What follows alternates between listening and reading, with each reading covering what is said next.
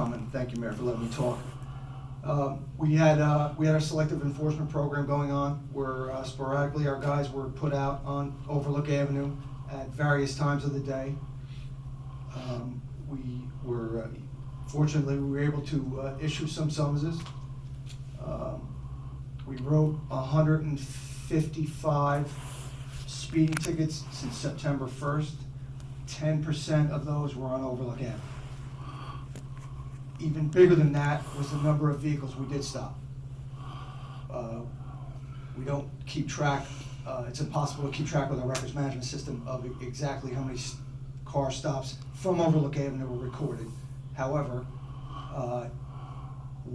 after polling our officers, we found that an overwhelming majority of the people speeding down Overlook Avenue were our residents. The good thing is that we're getting the ordinance passed tonight. We're going to lower the speed limit. That'll make our job easier to enforce the speed limit.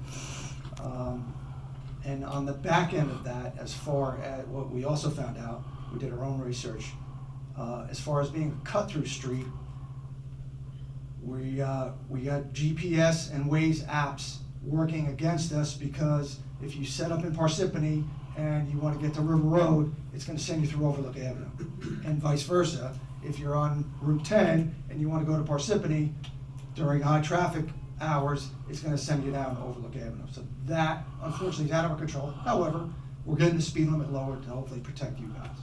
Jack, in the report that you did it show how many people were using that as a cut through? What was the count of cars? We don't have a total count of total stops. We were only able to track the actual tickets issued. And again, the only thing we do is poll our guys who were actually out there enforcing it, and consistently an overwhelming majority of the people. Well, now that the speed limit's lowered to 25, what I want our police to do, I thought I made that understood. When you stop someone, I want to find out where they're going. Even if you don't issue that summons, where are they going, where they come from?